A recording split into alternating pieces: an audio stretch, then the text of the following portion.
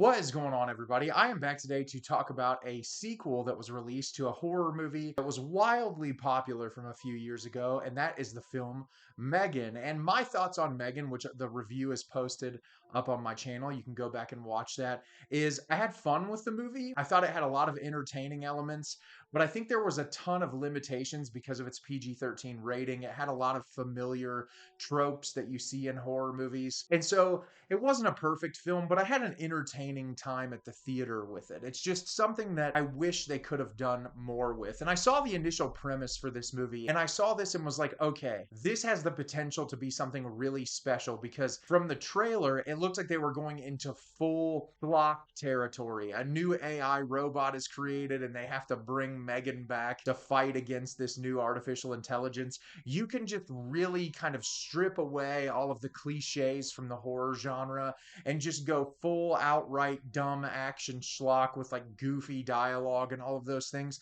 And that's what I was really hoping for with this movie. I was hoping that it would be something silly, goofy, fun, turn your brain off and just enjoy it. And so I'm going to tell you a little bit about M3Gan 2.0 today. M3Gan 2.0 is directed by Gerard Johnstone. After the underlying tech for M3Gan is stolen and misused by a powerful defense contractor to create a military-grade weapon known as Amelia, M3Gan's creator Gemma realizes the only option is to resurrect M3Gan and give her a few upgrades, making her faster, stronger, and more lethal. So, like I said, I was really excited to watch this movie because I enjoyed the first movie, but I felt like they could take this into just ridiculous, absurdish schlock territory. And this movie was incredibly disappointing. I'm not going to lie. It's not terrible by any means. It definitely has its fair share of entertaining moments. The problem is, number one, it is way too long. It's incredibly bloated. I don't feel like it ever justifies its 2-hour runtime. It goes in the most predictable direction that you could possibly imagine. And I feel like all of the commentary surrounding artificial intelligence is like the most surface level, bland, uninspired commentary imaginable, and they focus really heavily on it. And I feel like for this movie in particular, probably not the route to go, especially when you're trying to come across as really silly and over the top. I feel like any moments that the film was trying to search for any specific level of genuine authenticity emotionally, it just never really worked. And I'll talk about that as I break the movie down for you today. At the beginning of the movie, we are reintroduced to Gemma and Katie, and this is a few years after the events initially happened with M3Gan.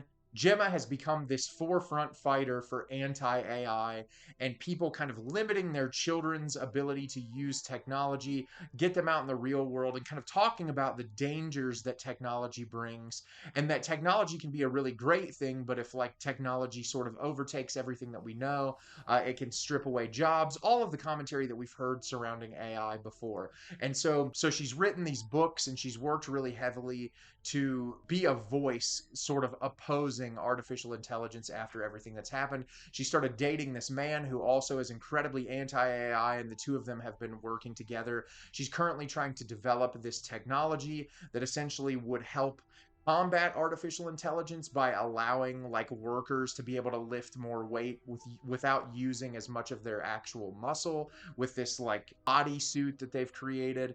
And we're seeing that she's trying to get her life in the wheels turning. Well, at the same time, we learn that the United States government has created a new form of artificial intelligence that they were test running on a mission, and it failed miserably. The robot's name is Amelia, and it's gone rogue, and they don't know how to stop it. And so at first, they confront Gemma about it, and they think that she's involved. And she's like, I'm not involved. And they said, well, if you're not involved, we need you to bring back M3Gan and essentially try to take this down. And that is where the movie goes, is that Gemma decides that she needs to bring M3Gan back, despite all of the worries that she has about her, to try to take down this opposing artificial intelligence. So, like I said, this movie was a relative disappointment. I feel like, the bar was pretty low for me because the original, it was fine. It was entertaining. I enjoyed elements of it, but I feel like it never kind of met its full potential. And that's really the issue that I have with this movie.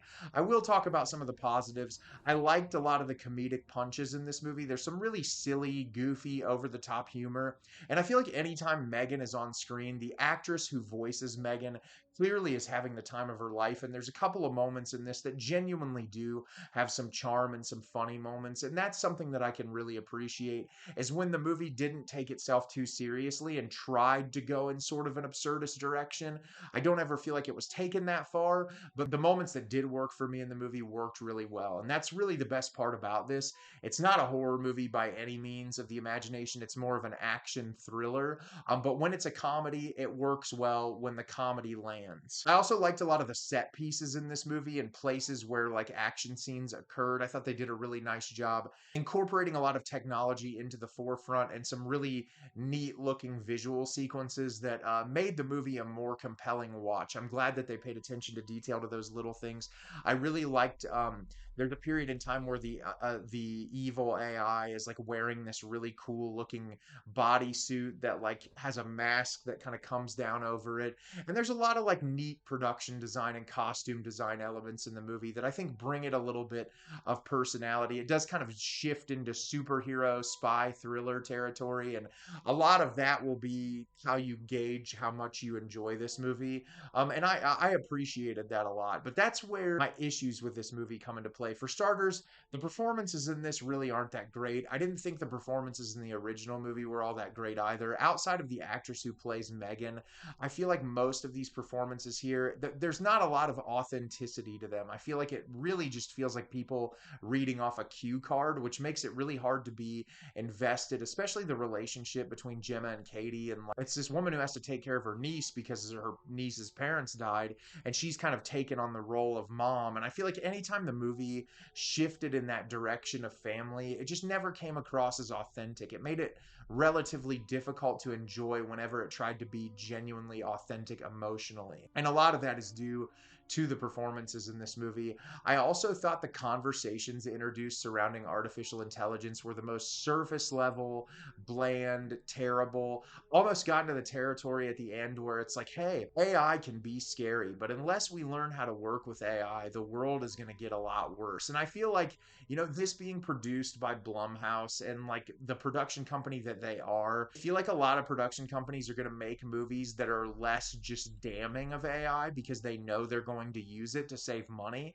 And so that kind of came across as seedy for me, because even though this is being made by a director and a creator, this never would have been greenlit without Blumhouse, and they never would have put money behind it unless they had some sort of say in the direction as to where the script was going. And so that felt kind of gross when I was watching it. Like, you'll see when you watch the movie where the messaging goes around AI. But aside from that, it just feels like the most surface level, bland conversations. And it wouldn't matter as much if the film didn't try to focus so heavily on it. I felt like the entire movie, that's what they were going for, was they were trying to make this an intellectual commentary about AI, but it never dives any deeper than the surface level to really make it all that interesting. There are large bouts of expositional dialogue that just really go nowhere. And there's so many moments I was like, you could get up and miss 10 minutes of this movie and you wouldn't miss anything. There's just so much bland, meandering dialogue. And that's my other big problem. This thing clocks in at about 2 hours and it is way too long. There were so many moments that I was like, okay, let's get to the point. We're having the same cyclical conversation over and over and over again. And then when the action scenes are happening, once again, PG-13 rating really hinders this movie. It could be incredibly violent and gruesome and really entertaining, and instead you get some really tame kills, a lot of like off-screen kills. And I do think they do a little bit better of a job paying attention to detail in this one comparatively to the first with the off-screen kills, so that your mind can sort of piece it together a little bit better than in the first one, where I just felt like it was the laziest way imaginable. And I don't know, like I said, I feel like this is a premise that could be taken in a really absurdist, ridiculous direction, and they play it incredibly safe, which made the movie a lot less enjoyable for me.